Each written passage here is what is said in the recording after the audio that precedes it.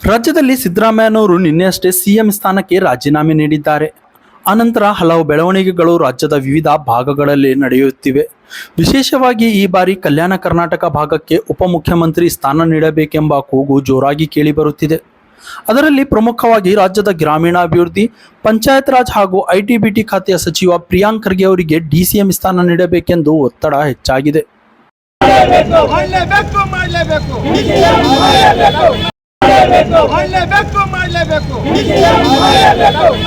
ಹೌದು, ಕಳೆದ ಬಾರಿ ಬಿಜೆಪಿ ಸರ್ಕಾರ ರಾಜ್ಯದಲ್ಲಿ ಅಧಿಕಾರದಲ್ಲಿದ್ದಾಗ ಹಾಲಿ ಸಚಿವ ಪ್ರಿಯಾಂಕ್ ಖರ್ಗೆ ಅವರು ಆಗ ಕಾಂಗ್ರೆಸ್ ಪಕ್ಷದ ವಕ್ತಾರರಾಗಿ ಸಮರ್ಥವಾಗಿ ಮತ್ತು ಉತ್ತಮ ರೀತಿಯಲ್ಲಿ ಕೆಲಸ ಮಾಡಿದ್ದಾರೆ.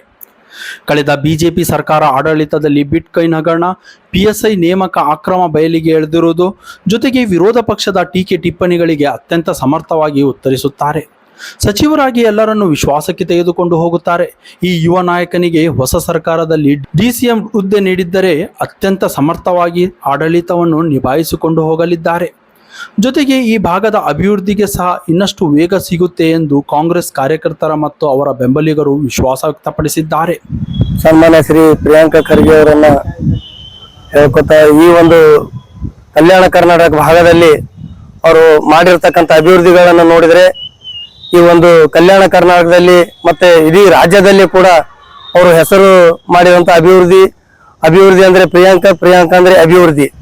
ಈ ಒಂದು ಕಲ್ಯಾಣ ಕರ್ನಾಟಕದಲ್ಲಿ ಅವರು ಮಾಡಿರ್ತಕ್ಕಂಥ ಸಾಧನೆಗಳನ್ನ ಇವತ್ತು ಕಣ್ತೆರೆದು ನೋಡ್ಬೇಕಾದ್ರೆ ಇವತ್ತು ಕಡಗಂಚಿಯಲ್ಲಿ ಒಂದು ಕೃಷಿ ವಿಶ್ವವಿದ್ಯಾಲಯ ನೋಡ್ಬೋದು, ಸೆಂಟ್ರಲ್ ಯೂನಿವರ್ಸಿಟಿ ನೋಡ್ಬೋದು, ESI ಹಾಸ್ಪಿಟಲ್ ಆಗಿರ್ಬೋದು, ಇವತ್ತು ನದಿಗಳಿಗೆ ಬ್ರಿಡ್ಜ್ ಕಮ್ ಬ್ಯಾರೇಜ್ಗಳಾಗಿರ್ಬೋದು, ನಮ್ಮ ಒಂದು ನಾಗಾವಿ ನಾಡಿನಲ್ಲಿ ಶಿಕ್ಷಣ ಒಂದು ಹಬ್ ಆಗಿರ್ಬೋದು, ಇವತ್ತು ಶಿಕ್ಷಣದ ಒಂದು ಸ್ಕೂಲ್ ಆಗಿರ್ಬೋದು, ರಸ್ತೆಗಳಾಗಿರ್ಬೋದು, ಅವ್ರು ಮಾಡಿರ್ತಕ್ಕಂಥ ಅಭಿವೃದ್ಧಿಗಳು ಸಾಕಷ್ಟಿವೆ. ಆದರೆ ಇಲ್ಲಿಯವರೆಗೆ ಅವರಿಗೆ ಈ ಒಂದು ರಾಜ್ಯದಲ್ಲಿ ಸಾಮಾಜಿಕ ನ್ಯಾಯ ಪರ ಚಿಂತನೆ ಮಾಡೋರು ಯಾರಾದರೂ ಇದ್ರೆ ಅದು ಪ್ರಿಯಾಂಕ ಖರ್ಗೆ ಅಂತ ಹೇಳ್ಬೇಕಾಗ್ತದೆ. ರಾಜ್ಯದಲ್ಲಿ ಸಚಿವ ಪ್ರಿಯಾಂಕ್ ಖರ್ಗೆ ಅವರು ಒಬ್ಬ ಪ್ರಭಾವಿ ನಾಯಕ. ಕಲ್ಯಾಣ ಕರ್ನಾಟಕ ಭಾಗದ ಸಮಗ್ರ ಅಭಿವೃದ್ಧಿಗಾಗಿ ಸಾಕಷ್ಟು ಶ್ರಮ ವಹಿಸಿದ್ದಾರೆ. 2016ರಲ್ಲಿ ರಾಜ್ಯದಲ್ಲಿ ಸಿದ್ದರಾಮಯ್ಯ ನೇತೃತ್ವದ ಸರ್ಕಾರದಲ್ಲಿ ಹಾಗೂ 2018ರಲ್ಲಿ ಸಮ್ಮಿಶ್ರ ಸರ್ಕಾರದ ಮತ್ತು 2023ರಲ್ಲಿ ಕಾಂಗ್ರೆಸ್ ಸರ್ಕಾರದಲ್ಲಿ ಅವರು 3 ಬಾರಿ ಸಚಿವರಾಗಿ ಸೇವೆ ಸಲ್ಲಿಸಿದ್ದಾರೆ.